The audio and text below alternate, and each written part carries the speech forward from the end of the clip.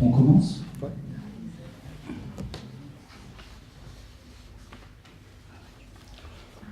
Écoutez, on a le plaisir d'accueillir aujourd'hui Patrick Guillomard dans notre séminaire Babylone, qui va bien discuter, parler de Antigone, et puis on discutera après. Alors c'est un peu difficile de présenter Patrick Guillomard, c'est un parcours extrêmement riche et fructueux, et je crois, enfin j'ai l'impression que vous allez parler vous-même via Antigone de votre propre parcours tout à l'heure. Il faut rappeler évidemment que vous êtes psychanalyste, bien sûr, philosophe, professeur de psychopathologie à l'école doctorale de recherche en psychanalyse de l'Université Paris 7, Denis Diderot. Vous êtes également fondateur et président de la Société de psychanalyse freudienne. Alors, ceci pour dire d'emblée que les missions d'enseignement et de recherche constituent sans doute une sorte de fil rouge pour évoquer un petit peu, même minimalement, votre parcours. Vous avez effectivement fait partie en première ligne de l'aventure lacanienne de la création du département de psychanalyse à la faculté de Vincennes, où vous avez enseigné donc avec Serge Leclerc, entre autres. Vous avez bien sûr été membre de l'école freudienne de Paris, école fondée par votre analyste Jacques Lacan. Après 1980 et la dissolution de l'école freudienne, vous avez fondé avec Maud et Octave Manoli le Centre de formation et de recherche psychanalytique. Alors, ce qu'on peut dire peut-être, c'est que vous parlez peut-être pas tant dans un retour à Lacan que depuis Lacan. Alors, depuis Lacan, comme c'est intitulé d'ailleurs un colloque à Cerisy que vous avez dirigé et dont les actes sont publiés chez Aubier. Depuis Lacan, comme un point sur une ordonnée, pour considérer ce qu'il y eut avant, Freud, retour à Freud, en considérant aussi ce qui est venu après, dans les développements les plus extrêmes de la clinique. Dans votre œuvre, et j'espère que vous me pardonnerez ces réductions, je saisirai au moins 2 ouvrages, Le désir d'éthique, également, vous allez en parler ce soir, La jouissance du tragique, Antigone, Lacan et Le désir de l'analyste. 2 livres majeurs publiés chez Aubier, où vous saisissez, vous déposez, comme ça, un concept lacanien, l'éthique, la jouissance, le désir, pour en constituer non pas tant une forme de critique que une nouvelle richesse associative qui empêcherait la sclérose orthodoxo-religieuse. Je citerai aussi les ouvrages collectifs Lacan et le contre-transfert, au PUF, peut-être aussi La disposition perverse, chez Odile Jacob. Empêcher la sclérose, la fétichisation, l'ouverture serait aussi une sorte de fil rouge de votre parcours. Alors, ouverture qui s'énonce vivement dans les statuts mêmes de la Société de psychanalyse freudienne, que vous créez donc après l'aventure du Centre de formation et de recherche. Alors, je souhaite souligner aussi la vitalité éditoriale de cette société, avec la maison d'édition Campagne Première et les lettres de la SPF. Alors, ont été publiés notamment des travaux très récents sur Ferenczi, qui sont tout à fait indispensables. Je peux évoquer aussi dans l'actualité éditoriale un ouvrage collectif sur l'œuvre de Nathalie Salzman, un volume qui reprend ses conceptions sur le travail de la culture. Ça s'appelle L'esprit d'insoumission. Alors je m'arrête là pour vous écouter sur la figure d'Antigone, la jouissance, le tragique, peut-être là aussi sur un certain esprit d'insoumission, moins celui d'Antigone peut-être que le vôtre, l'esprit insoumis. Merci beaucoup de cette cette présentation très complète, chaleureuse, exacte et vraiment cordiale. Bon, il ne me reste plus qu'à être à la hauteur voilà, du plaisir que j'ai à parler avec vous et devant vous. Alors je crois que le titre a été donné, est un peu le titre du livre, hein, la jouissance d'Antigone. Quelques circonstances, bien sûr historiques, mais pas seulement historiques, sur ce qui m'a amené à rencontrer à nouveau cette jeune Antigone, hein, que nous avons tous rencontrée et probablement que nous ne cesserons jamais de rencontrer. Quand Maurice Corcos m'a proposé de venir parler à ce séminaire, bon, qui est une conférence de littérature, j'avais envie de parler des Grecs, hein, des tragiques grecs, c'est une de mes passions, quoi, d'helléniste toujours vivant, mais évidemment avec une connaissance de la langue grecque qui s'est un peu éloignée. J'ai hésité entre Diproie et puis Antigone, et puis finalement Antigone a été vraiment un moment important de mon propre chemin de psychanalyste. Et c'est plutôt par là que je vais commencer. Alors pourquoi Antigone? Pourquoi Antigone? Au fond, pour des raisons historiques et concrètes qui ont fait que, disons, dans les dernières années de l'école freudienne, disons dans les années 75 et suivantes, enfin jusqu'en 80, est apparu dans les remous, les passions qui nous agitaient à cette époque-là, une phrase bien connue. Voilà, l'analyste ne cède pas sur son désir. Citation de Lacan. La phrase complète est pas tout à fait celle-là. C'est la seule chose dont on pourrait être coupable, c'est de céder sur son désir. Ce qui est déjà tout un programme.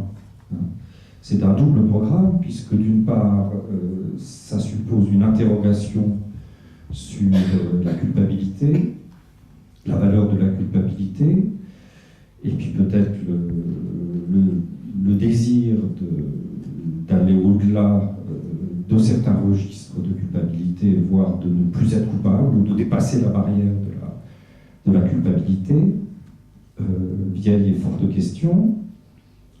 Et puis, l'idée, autre versant, autre penchant, que, en somme, le désir, tel que Lacan définit, mais tel que nous l'employons d'une façon ou d'une autre, serait en soi un remède à la question même de la culpabilité. Le désir comme traitement de la culpabilité. Alors, la question de la culpabilité, juste un mot, est une question très importante dans l'histoire clinique de la psychanalyse. Hein. Distinction d'une culpabilité pathologique et d'une culpabilité normale, le sentiment morbide de la faute, toute une littérature, le traitement du surmoi, la culpabilité post-oedipienne, surmoïque et d'une certaine façon civilisatrice, pour reprendre des réflexions de Nathalie Salzman, et puis une culpabilité plus primaire, plus kleinienne, plus accrochée aux angoisses archaïques, destructrices, pré-oedipiennes ou pré une certaine forme d'Oedipe. Bon, tout ça, ce sont des questions cliniques. Et alors à ce moment-là, la notion même de désir est venue quoi? Est venue se poser comme un absolu, hein, comme un absolu, porté par l'analyse elle-même, par la clinique elle-même, et permettant, rêve, idéal, espoir, de s'affranchir d'un certain poids de la culpabilité. Et cette pensée, assurément, cette phrase, qui est une phrase de Lacan dans le séminaire sur l'éthique, est en fait la conclusion de la longue analyse que, dans ce séminaire sur l'éthique, Lacan fait de la tragédie d'Antigone.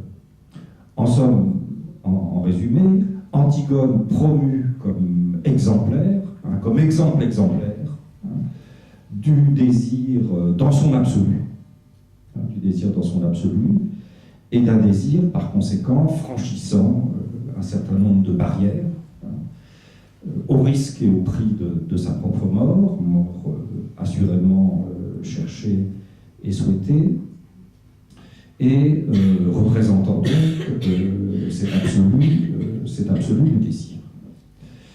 Ça m'avait donné à l'époque le désir de me replonger dans Antigone, enfin de relire, de revoir, de comparer la pièce elle-même et la pensée de Sophocle au traitement qu'en faisait Lacan.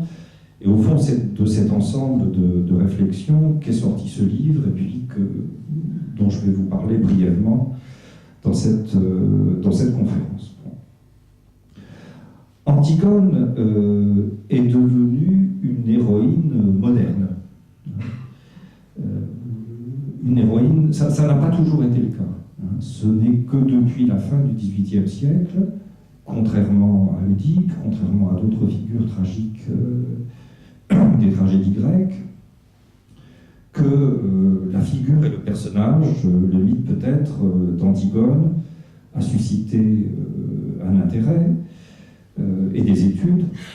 Alors, principalement à un double titre, au titre des conflits, d'une part, disons, entre la famille et la cité, conflit classique entre Antigone et Créon, mais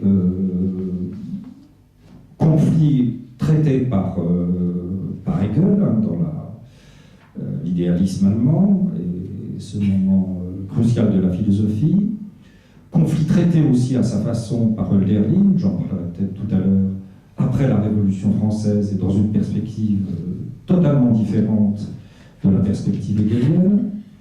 Et puis au XXe siècle, enfin à notre époque, Antigone, à travers Brecht, Anouilh et d'une certaine façon Lacan, est devenue une figure du héros moderne, seul, intraitable. Alors intraitable, c'est déjà un des mots de la tragédie.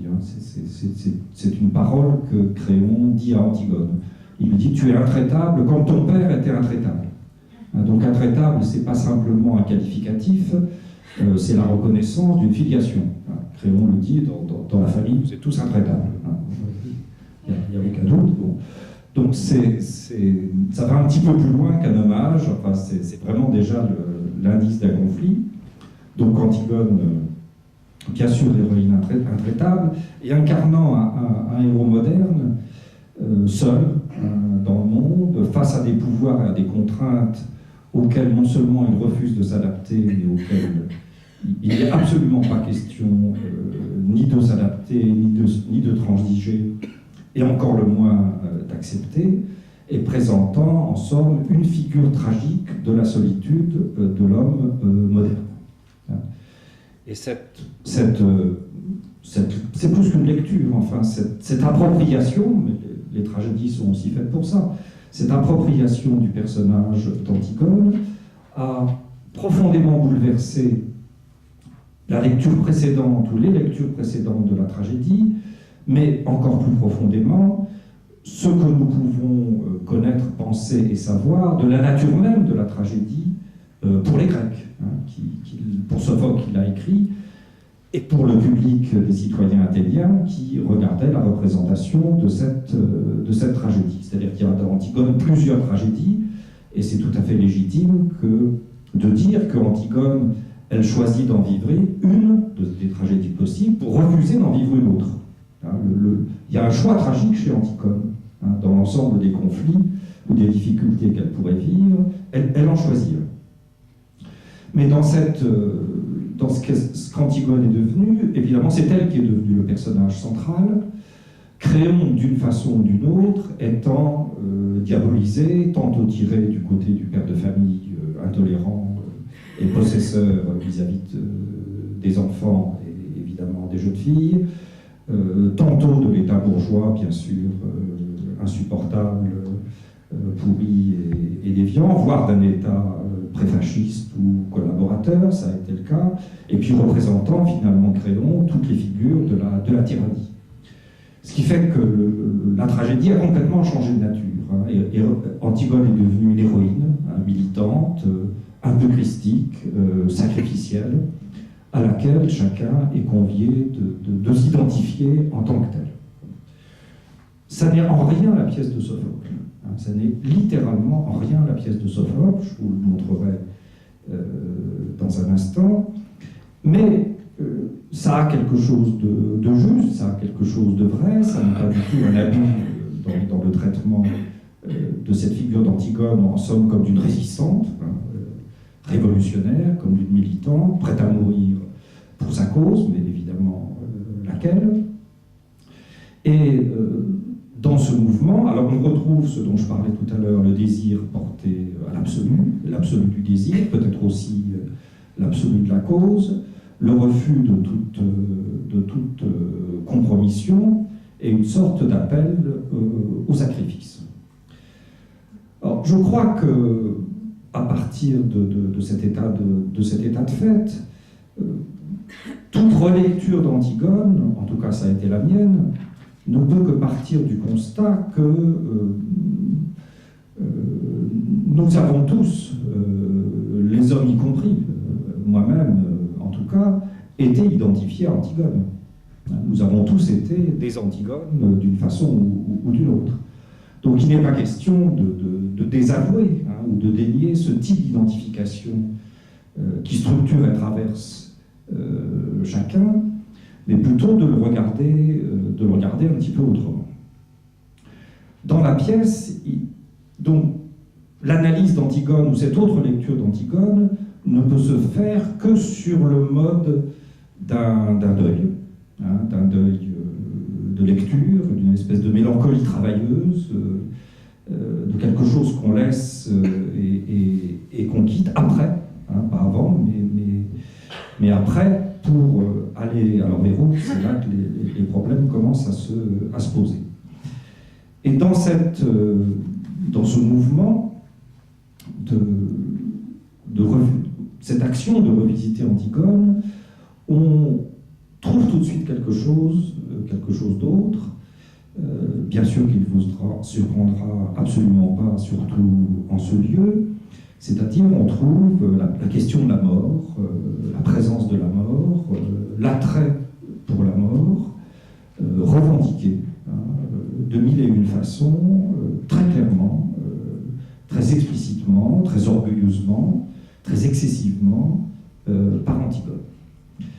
La question, c'est que, à ce moment-là, c'est-à-dire dans l'année de son séminaire sur l'éthique, 60, Lacan, dans la théorie que Lacan a du désir, cette théorie du désir se formule, je dirais, de la façon suivante. Hein.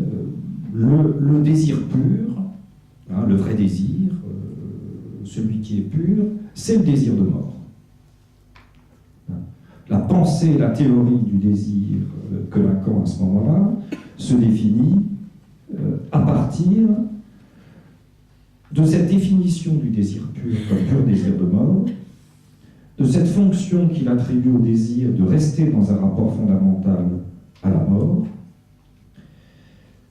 Et, dit-il, Antigone nous fait voir le point de visée qui définit le désir. C'est cette ligne. Mort, désir. Où est la sexualité? Où est l'alliance? Où est la différence des sexes? Justement, on se le demande, enfin, Antigone aussi d'ailleurs. Mais il y a cette espèce de vectorisation d'un désir porté par la mort. C'est presque redondant. L'absolu du désir a profondément à voir avec cette définition du désir comme désir de mort. Donc ça, c'est un croisement, un lieu de croisement entre ce qu'était devenu la figure d'Antigone, la théorie lacanienne du désir, et la façon dont Lacan opère cette lecture d'Antigone. D'où une question qui est portée par le titre de cette conférence, une question, je crois, dans la source est profondément publique. Quand nous regardons Antigone, les Antigones, hommes ou femmes, jeunes gens, jeunes filles, évidemment plutôt jeunes filles, mais jeunes gens aussi. Qu'est-ce que nous pouvons en dire de ce rapport à la mort aujourd'hui, tel qu'il se présente et tel que nous le voyons effectivement devant nous. Alors pour développer ça, je vais faire un certain retour par certains points de la tragédie elle-même. Et c'est une tragédie qui a toujours été lue, je vous en donnerai quelques points et vous en serez, j'en suis sûr, tout à fait surpris et étonné, qui a toujours été lue dans de profonds malentendus, dans de profonds contresens et d'une façon profondément ambivalente. Mais en fait, ce serait une erreur de considérer que c'est une mauvaise lecture, que ces contresens sont une mauvaise lecture. Parce que je pense au contraire que bien des tragédies grecques, et Oedipe Roi bien sûr, et Antigone aussi, sont des tragédies sur l'ambivalence, sur le double sens, sur le contresens, sur les mauvaises lectures, sur les fausses pistes, sur les fausses lectures. C'est-à-dire que la tragédie elle-même organise les possibilités de fausses lectures et de lectures déviantes. Elle fait en sorte que les lecteurs s'y perdent, exactement comme s'y perdent les différents protagonistes de la tragédie. Antigone s'y perd, Créon, bien sûr, se perd aussi, Ismène aussi, la tragédie se termine par une mort, par un suicide, tout le monde se perd. Mais cette structure interne de la tragédie, cette errance profonde, cette difficulté profonde, cette obscurité profonde, elle est profondément fondée chez les Grecs par ce que nous pouvons savoir de l'idée même qu'ils avaient du lieu tragique et de la position tragique. La tragédie, différemment chez Échille, chez Sophocle et chez Euripide, est le lieu où se pense, se construit et se dispute le rapport des hommes aux dieux. C'est le rapport au divin qui est mis en scène dans la tragédie, avec plus ou moins de proximité, plus ou moins de distance, et les interactions multiples entre les actes des hommes et les actes des dieux qui font agir les hommes malgré eux, sans que les hommes y comprennent quelque chose. Donc, dans Échille, ce sont les dieux qui sont extrêmement près et dont les intentions et les actions sont claires, c'est eux qui dominent le destin des hommes. Dans Sophocle, il y a un écart entre l'humain et le divin qui fait que les dieux et les divinités parlent par oracle, par énigme, par équivoque. Les hommes ne peuvent jamais savoir quelle est la volonté des dieux. Et les dieux eux-mêmes ont du plaisir à tromper les hommes. Mais dans ces multiples écarts se construit un espace humain, un espace politique humain, c'est-à-dire l'espace de la cité grecque et de la démocratie athénienne, construite un peu par des hommes et pour des hommes, à l'égard du divin. Et puis dans Euripide, puisque la tragédie grecque c'est un siècle, pas plus, dans Euripide, troisième des tragiques, alors là l'écart entre les hommes et les dieux, l'écart entre l'humain et le divin est maximum, et les hommes mènent leur histoire un peu de leur côté, extrêmement éloignés, sans médiation, sans intermédiaire avec les dieux. Alors, j'ai évoqué quelque chose tout à l'heure, puis ça m'a complètement passé par l'esprit, donc je l'ai retrouvé, je vous le redis, c'était à propos du titre. Je crois que la question d'Antigone, c'est est-ce qu'elle est sur le versant du désir ou est-ce qu'elle est sur le versant de la jouissance? Parce que ce qui est présenté par elle et avec elle comme un désir pur, comme une affirmation extraordinaire envers et contre tout d'un désir irréductible et intraitable, peut tout autant se lire comme l'attachement à une profonde jouissance. Donc, le contraire de ce qu'on appelle du désir, en tout cas dans la théorie de Lacan qui oppose, surtout à ce moment-là, désir et jouissance, une jouissance qu'elle ne veut lâcher à aucun prix, auquel elle tient, une jouissance aussi qui la tient, une jouissance parce que ça l'entraîne vers les morts, c'est un appel des morts, et ça l'entraîne donc à sa mort. Et de ce point de vue-là, on peut mettre en question, en tout cas on se doit d'analyser ce qu'il en est de son désir à elle, qui serait distinct de ce mouvement de jouissance. Donc je crois qu'Antigone, à ce moment-là, elle met en scène le difficile partage entre désir et jouissance, avec une relative clarté et les enjeux de ce partage. Est-ce qu'il faut, sur la différence et la distinction des mots, en dire un petit peu plus? Le concept de jouissance, je trouve, est un concept assez compliqué chez Lacan. Nous pouvons nous en tenir, pour la question d'Antigone, à une distinction extrêmement simple, mais théoriquement féconde. Le désir se construit sur de la perte et du manque, hein, quelle que soit la façon dont on le pense, et au fond, quel que soit ce qui puisse être perdu et laissé, de la castration, ça c'est tout à fait clair. La jouissance se construit, c'est ce que dit le mot même en français, sur une possession de quelque chose, dans le registre de l'avoir, mais ça peut être aussi garder son identité, hein, avoir son identité, continuer à savoir qui on est. Et la jouissance, elle se déploie dans la possession d'un objet, d'une chose, d'une identité, d'un bien, hein, dont on profite, hein, dont on jouit, comme le droit le dit. La jouissance dans le droit, c'est la possibilité, c'est le droit d'user et d'abuser, hein, de ce qu'on possède. Le désir se situe dans une autre direction.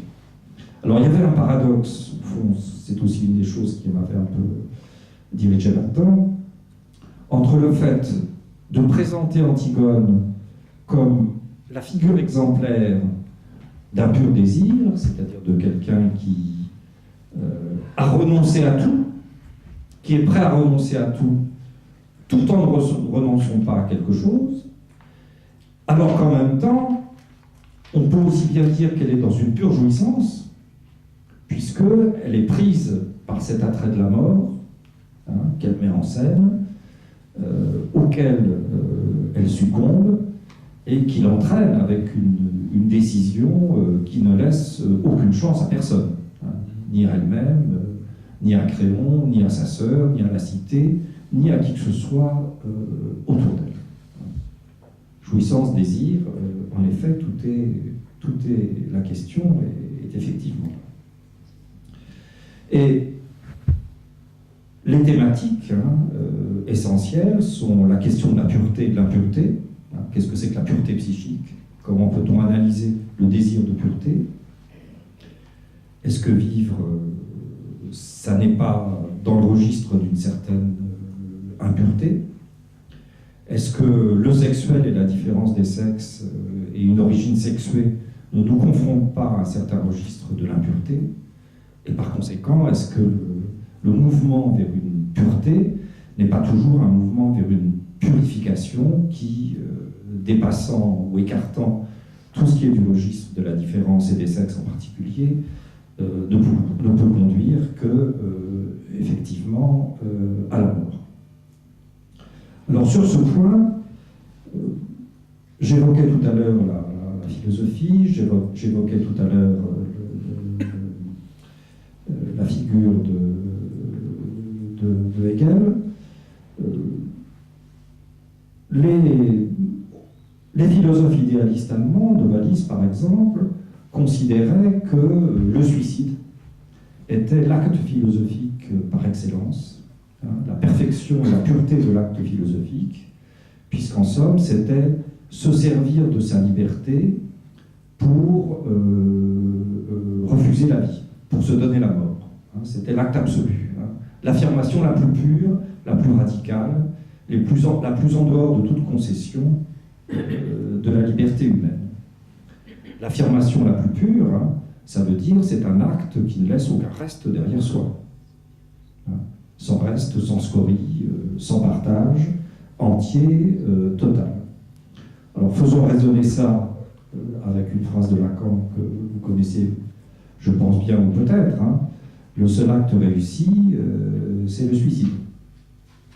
Voilà, si on va être dans le registre de la réussite totale, et de la réussite d'un acte, eh bien, il n'y a qu'à s'annuler soi-même, c'est-à-dire faire porter la négation sur soi-même, effectivement, sans aucun reste. Et dans ces discussions, aussi bien chez Lacan que chez Hegel, vient, entre autres, la figure d'Empédocle, voilà, se jetant dans l'Etna, et là aussi présentée de façon exemplaire. Alors Antigone, le personnage tragique, hein, il faut essayer de ne pas en parler psychologiquement, dans la tragédie de Sophocle. La première chose qui m'avait frappé à cette relecture d'Antigone, c'est que, alors que on a souvent l'impression qu'il y a véritablement au début de la tragédie une sorte d'ouverture, quelque chose de possible, aussi bien du côté d'Antigone que du côté de Créon. Bon, je pense que tout le monde connaît l'histoire et c'est pas nécessaire de la rappeler.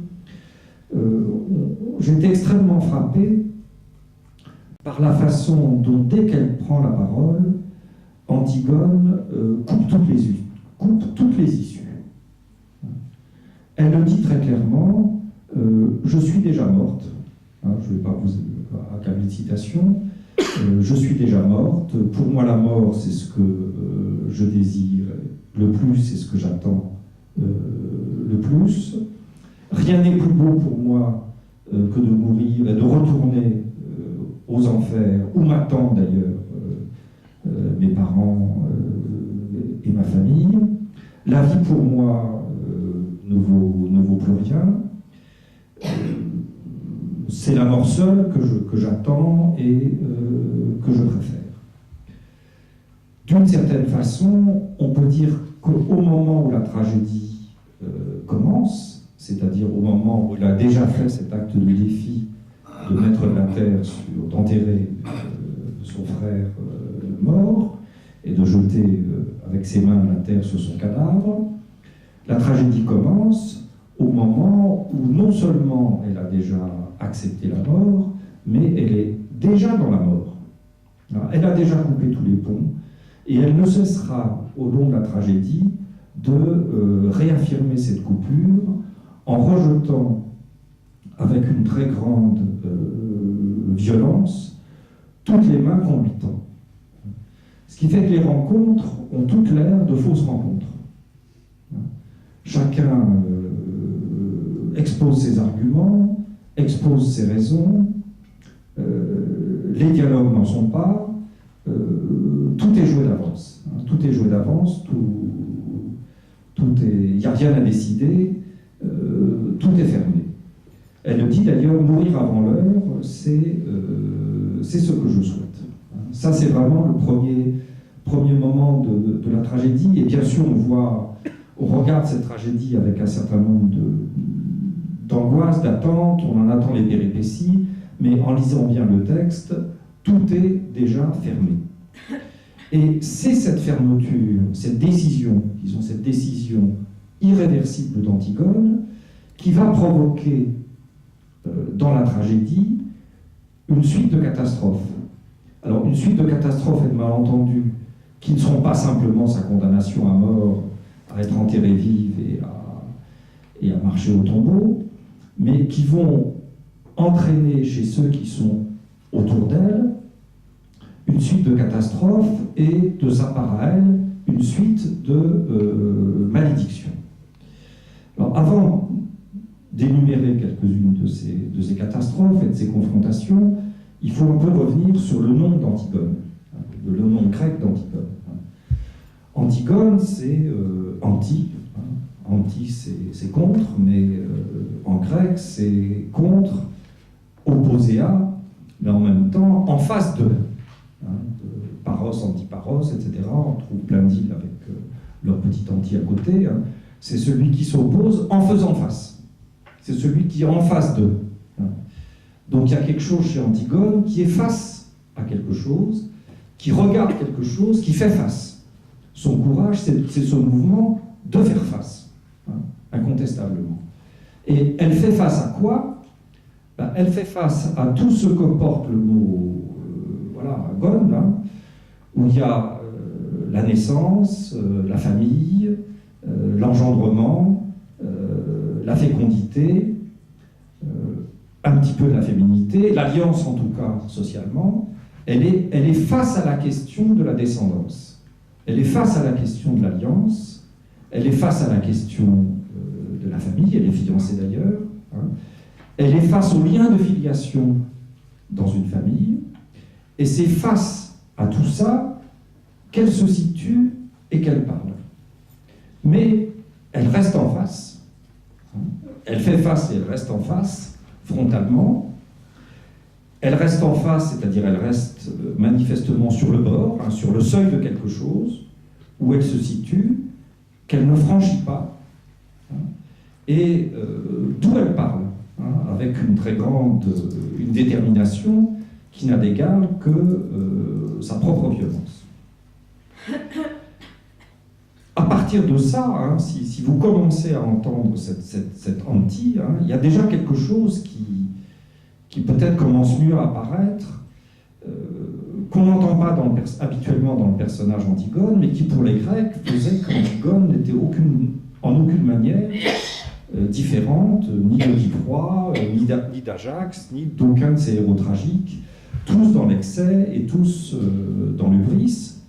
L'excès, c'est-à-dire ne se comportant plus, ayant quitté le monde des humains, mais étant ou suprahumain, soit infrahumain, mais ne se situant plus dans ce monde humain qui, pour les Grecs, était toujours à continuer à construire. La démocratie, c'était la construction permanente d'un monde humain fragilisé par énormément de choses. Fragilisé par le divin, fragilisé par le passé, fragilisé bien sûr par des tyrannies internes et externes à la cité, mais l'espace humain est défini dans cette fragilité. Et Antigone se tient sur le seuil de cet espace-là. Donc elle a tout choisi, elle a tout décidé.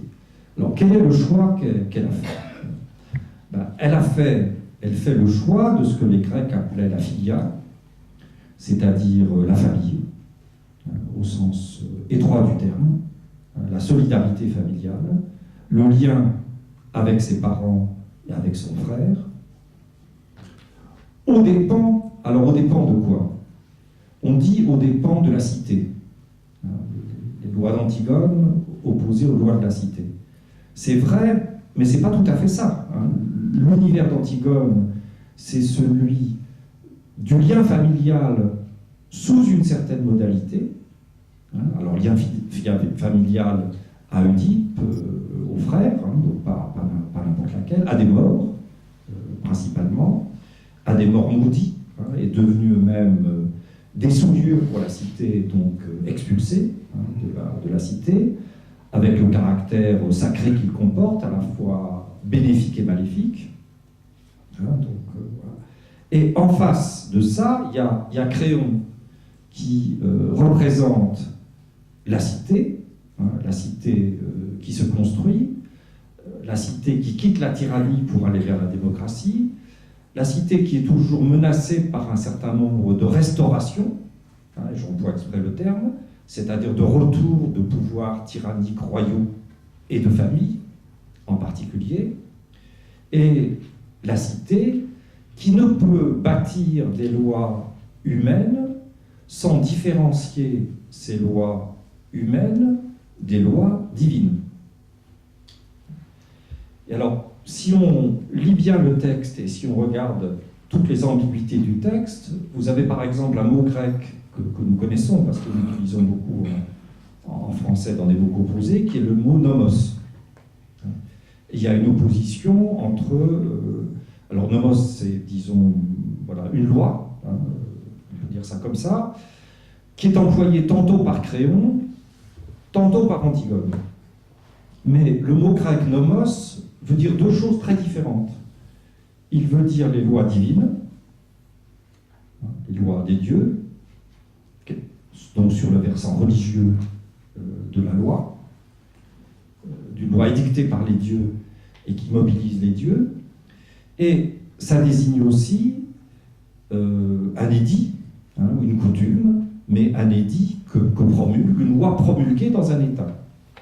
Donc le même mot désigne l'édit de Créon interdisant de donner une sépulture à Polynice, nomos, et le même mot désigne ce au nom de quoi Antigone prend sa position, prend sa posture et se révolte, nomos, mais qu'elle entend, elle, dans le sens de loi divine, mais aussi loi familiale. Donc la tragédie, un des fils de la tragédie, ce sont les deux sens du mot nomos, et la façon dont, dans cette duplicité de sens, mais qui est aussi due à l'incertitude pour les hommes de ce que les dieux veulent, de l'incertitude pour les hommes de la façon dont on peut honorer et déshonorer les dieux, donc de la nécessité d'aller consulter un oracle, d'interroger le devin pour voir si les lois nouvelles, elles sont conformes ou pas à ce que les dieux souhaitent. Hein. L'humanité avance dans cette distance, dans cet écart par rapport au divin qui est génératrice d'incertitude. C'est là-dedans que, c'est dans ce mouvement que le mot nomos se trouve, employé en fait aussi bien par Créon que par Antigone, mais pas dans le même sens. Et chacun étant sûr de son bon droit, parce que le bon droit n'est jamais défini d'avance. Hein. Surtout dans l'Oedipe, c'est exactement comme ça, et encore plus dans Antigone.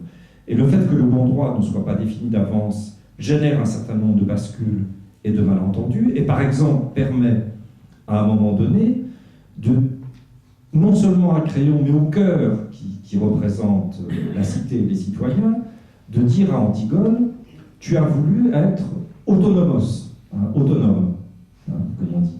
Mais autonomos, ça veut dire te faire à toi-même ta propre loi. Hein, donc c'est une autonomie, mais qui se revendique au nom d'une loi divine qui, au moment même où elle est nommée, est déjà peut-être bien détournée de son sens, hein, puisque cette loi divine est revendiquée pour ce qui se présente comme une position d'autonomie, mais position d'autonomie qui n'est rien d'autre qu'une position de refus de la cité, de refus des lois de la cité et du refus de vivre ensemble dans une communauté humaine. Donc c'est un exemple très, très, très concret des mouvements dialectiques de renversement, de paroles qu'on trouve tantôt chez Créon, tantôt chez Antigone, et qui constituent les péripéties, hein, de la tragédie elle-même, c'est-à-dire le débat même interne à la structure tragique et à la pièce que nous voyons se dérouler devant nous. Donc, Antigone, elle a déjà décidé, elle revendique les lois qu'elle appelle non écrites, qui sont les lois de sa filia, de sa famille, une certaine interprétation du divin. Et contre ça, Créon, donc, a forcément la position de l'homme politique, dont il faut bien comprendre, parce que autrement on n'entre même pas dans la tragédie telle que les Grecs la pensaient, qui ne pouvait absolument pas faire autre chose que d'édicter cette interdiction de donner une sépulture réelle à Polynice, hein, qui venait de fomenter une guerre civile à l'intérieur même de la cité. Quand Antigone commence, on sort d'une guerre civile. On sort d'une guerre civile interne meurtrière, hein, dans laquelle les deux frères se sont entretués, un était légitime, l'autre s'était rebellé, et en somme la revendication d'Antigone, ça serait que l'on enterre en même temps, dans le même temps, les deux frères de la même façon. Mais enterrer dans le même temps les deux frères de la même façon, c'est forcément nier l'histoire, puisque c'est mettre ces deux morts sur le même plan le jour même de leur mort.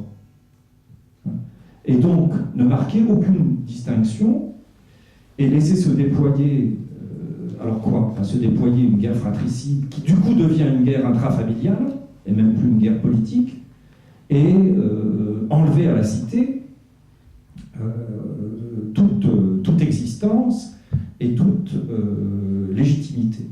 Donc l'édit que prend Créon interdisant cette sépulture à ce moment-là est un édit dont il y a plein d'autres exemples dans l'histoire grecque, et dans l'histoire grecque réelle, pas simplement de l'histoire légendaire, de la même façon qu'il était interdit pour les Grecs à une femme de donner une sépulture à un mort seul.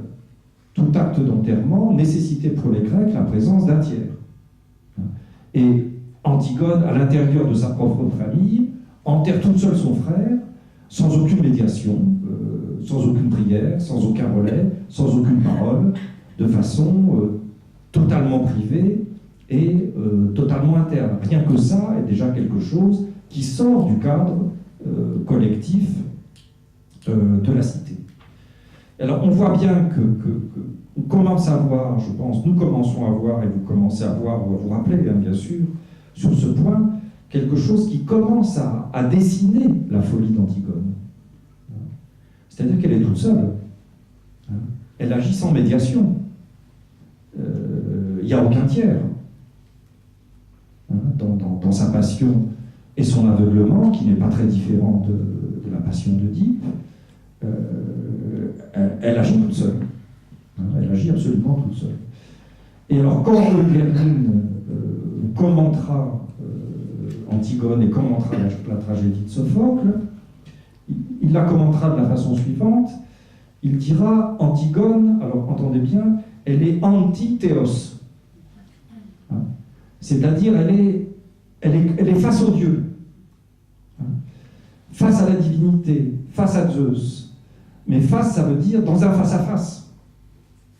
Et dans un face-à-face identificatoire, dans un face-à-face de défi, elle fait face, mais sur le mode du face-à-face, le Dieu, et Hölderlin dira, elle se l'approprie.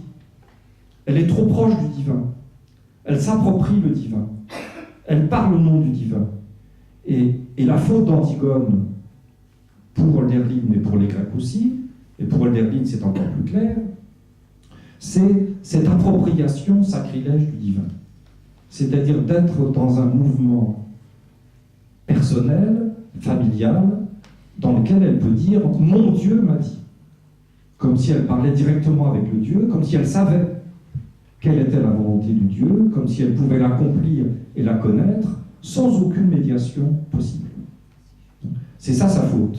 C'est ça sa faute majeure, et c'est au nom de ça qu'elle commet cet acte dans cette proximité trop grande qu'elle désire et qu'elle souhaite avec le divin, qui est forcément une proximité trop grande avec l'au-delà et avec la mort, là où elle va. Et par rapport à elle, face à elle, Créon, représentant la cité grecque, et dans la double nécessité de construire un monde humain, mais à l'écart du divin, mais qui ne serait pas sans le divin, et en même temps de ne jamais savoir directement ce que les dieux désirent et ce que les dieux veulent. Dans un cas, trop d'écart, avec le danger de coupure et de rupture que peut provoquer cet écart, et dans un autre cas, trop de proximité, trop de puissance, assurément, du divin ou de l'interfamilial, qui est approprié et qui, à ce moment-là, n'est plus loin et n'a plus aucune distance que ce soit. Alors si on prend la tragédie de cette façon-là, on en voit très bien le mouvement. Le premier mouvement de la tragédie, c'est celui qui se déploie jusqu'au moment où Antigone va être conduite au tombeau, sépulture, où elle va mourir enterrée vivante, c'est-à-dire devenant sacrée. Personne ne la touchera, personne ne lui donnera la mort, parce que ça pourrait être maléfique, et ça pouvait introduire une souillure dans la cité. D'une certaine façon, elle disparaît. Elle disparaît, elle est rejetée, elle disparaît. Alors, dans ce moment-là, il y a trois confrontations majeures qui ont lieu. je ne vais pas développer ces confrontations, mais ces confrontations convoquent des questions tout à fait fondamentales. Une convocation avec Créon, une convocation entre sa sœur et elle, Ismène, et un dialogue entre Créon et son fils Aymon. Dans les dialogues avec Créon, ce qui surgit tout de suite, c'est la question de la folie. C'est littéralement la question de la folie. Alors, est-ce que je lis une citation si je la trouve? Elle dit explicitement à Créon, tu penses que je suis folle, mais c'est peut-être bien toi le plus fou des deux. La folie est là, nommée, reconnue, posée, de part et d'autre, avec cette espèce de question extrêmement violente, qui est fou? Qui est le plus fou?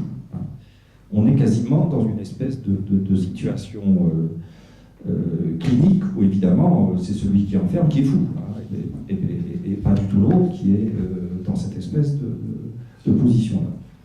Et devant cette espèce de projection de la folie en lui-même, puisque c'est Créon qui est porteur de cette folie et porteur des malheurs qui se produisent, Antigone s'étant retirée du jeu tout en étant déjà là, donc évidemment rien ne peut changer, Créon développe un certain nombre de moments, si vous le relisez, qui sont tout à fait marquants du point de vue, je dirais presque de la psychopathologie.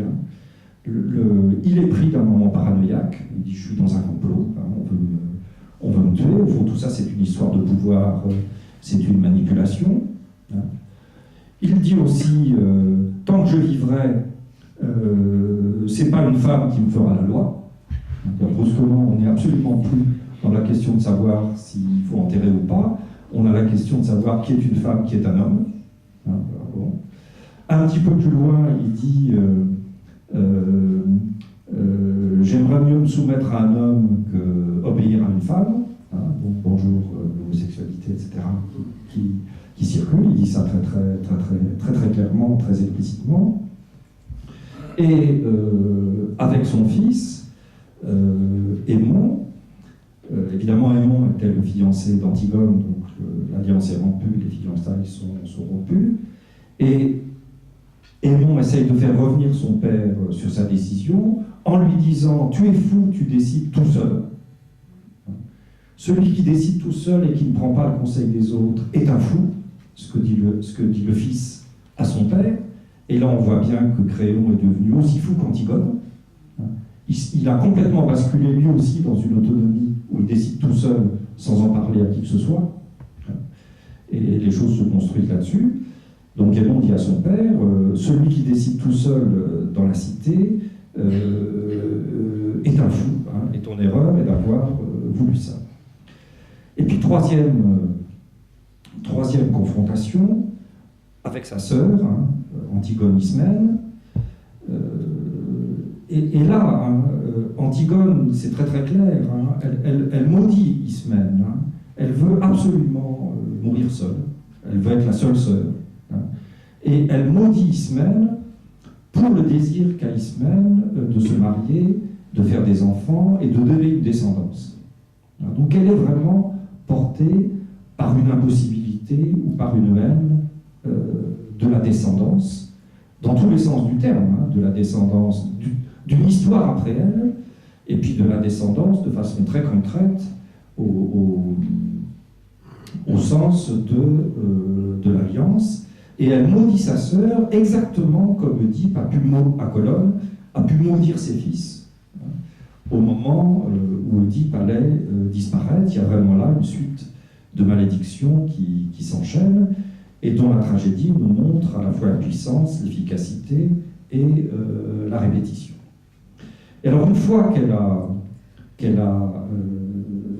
terminé à peu près ce premier cycle, elle a cette phrase Antigone qui a énormément été citée, jusque dans des contextes un petit peu étonnants, avec un certain pathétique. Elle dit « Je suis de ceux qui aiment et non de ceux qui haïssent. » Je suis de ceux qui aiment et non de ceux qui haïssent. Et évidemment, beaucoup de gens se sont appuyés sur cette phrase pour représenter ou s'imaginer Antigone comme étant la représentante d'un amour impossible, comme si son choix était un choix d'amour, hein, et que la haine était bien sûr uniquement du côté de Créon et des autres.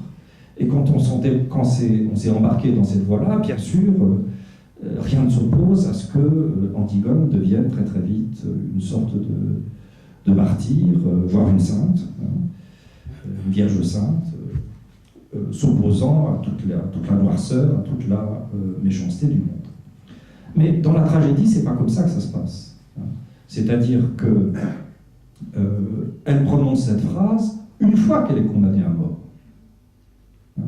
Une fois qu'elle est condamnée à mort, une fois qu'elle a coupé tous les ponts, une fois que la décision de Créon va être irréversiblement appliquée, alors à ce moment-là, se déploie un chant qui a quelques accents amoureux, sauf que c'est un amour intrafamilial,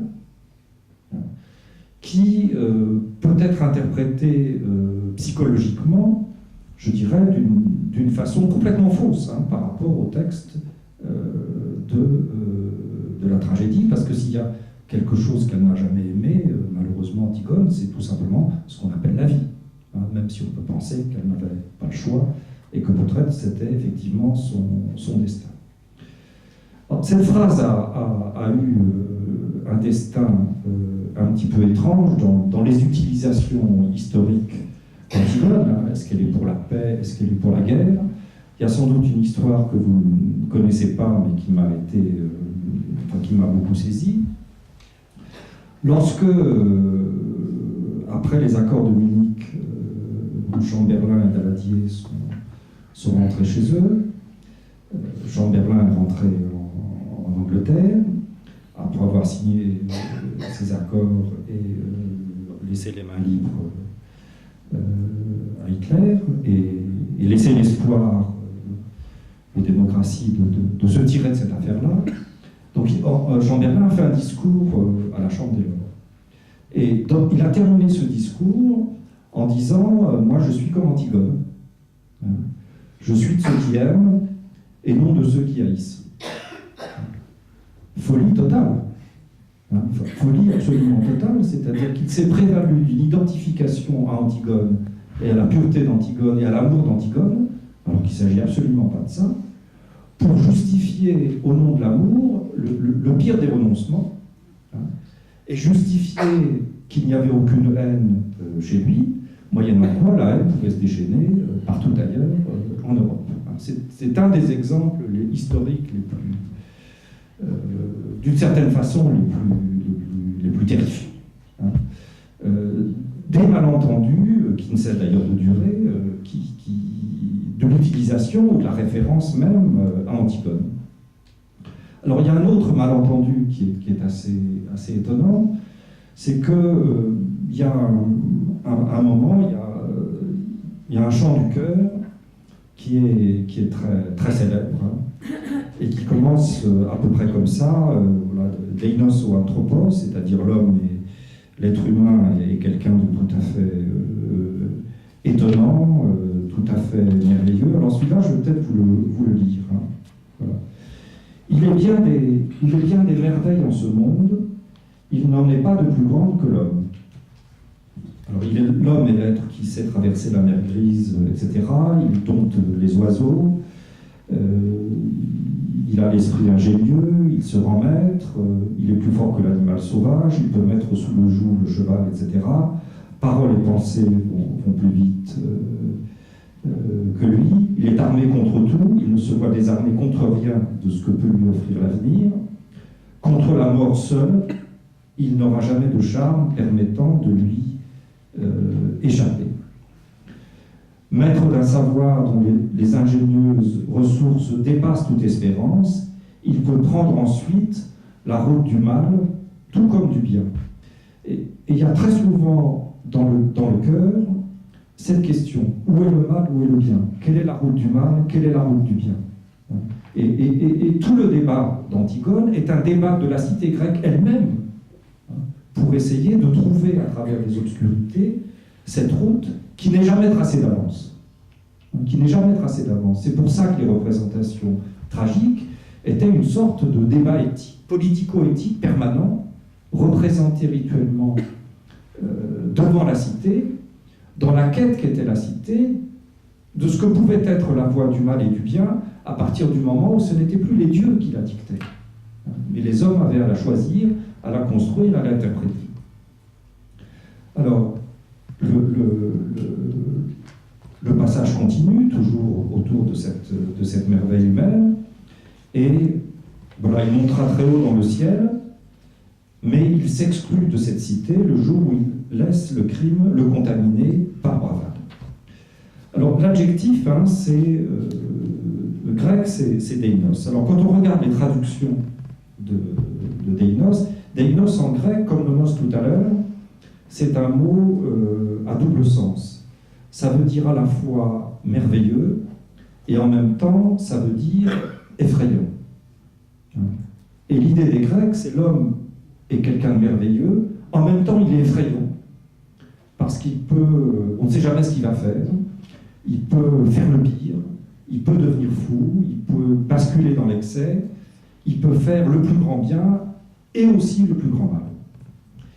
Mais il y a eu toute une traduction de traduction de ce terme, en particulier dans notre siècle, qui font que ce mot a été traduit par merveilleux, c'est-à-dire simplement ce que dit le mot, un espèce d'émerveillement complètement positif devant l'homme capable de progrès, une espèce de progressisme historique. Il a été aussi traduit par, je me souviens plus très bien le terme, dans le registre de la puissance ou de la force. Et alors Lacan, qui, à mon avis là-dessus, est parti dans sa direction, lui, il propose de traduire deinos par formidable. Et la façon dont il traduit dans le séminaire sur l'éthique ce passage-là, c'est l'homme est formidable. C'est un gars formidable. Il est capable de tout. Il est capable, au bout de son désir, d'aller dans les extrêmes. C'est pas du tout ce qui est... Il n'y a plus d'obscurité, là. Même si dans formidable, on peut entendre le tonnerre, on peut entendre, mais pour l'entendre, il faut déjà faire un petit peu attention. Et dans les dernières traductions d'Antigone, en particulier celle de Bonnac, le mot qui a été choisi n'est pas du tout merveilleux. Merveilleux, c'est le mot de la traduction que je vous ai lue dans l'édition Budé. Bon, voilà, c'est un mot qui est très daté. Alors Bonnac lui choisit de traduire par terrible. Il dit l'être humain est terrible et effrayant. Ce qui garde quelque chose de l'idée hors du commun, de l'idée d'excès, de l'idée d'étonnant, mais en même temps, dans le mot terrible, il est indomptable, il peut être terrorisé ou terrifié, il peut trembler et faire trembler, et puis il est effrayant parce qu'il est capable du meilleur comme du pire. Ce qui est véritablement le sens, dans toute son ambiguïté et dans sa pluralité de sens, du mot même de la tragédie. Ce qui fait qu'on voit bien cette tragédie, comme toutes les tragédies, autour de la figure d'Antigone, est une réflexion, c'est une pensée, c'est une construction autour de ce qu'il y a de terrible et d'effrayant de n'être qu'un être humain. Avec l'excès de pouvoir qu'on a, mais aussi l'excès de possibilité de tomber dans la folie, dans l'erreur et dans la faute, y compris la faute irréversible. Alors le reste de la tragédie, je n'y reviens pas tellement, sauf sur un point. Bon, Antigone se donne la mort finalement, Aimon se donne la mort, Créon devient fou.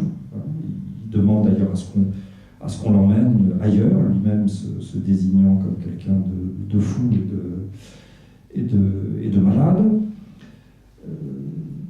La mère d'Aimon se suicide, hein,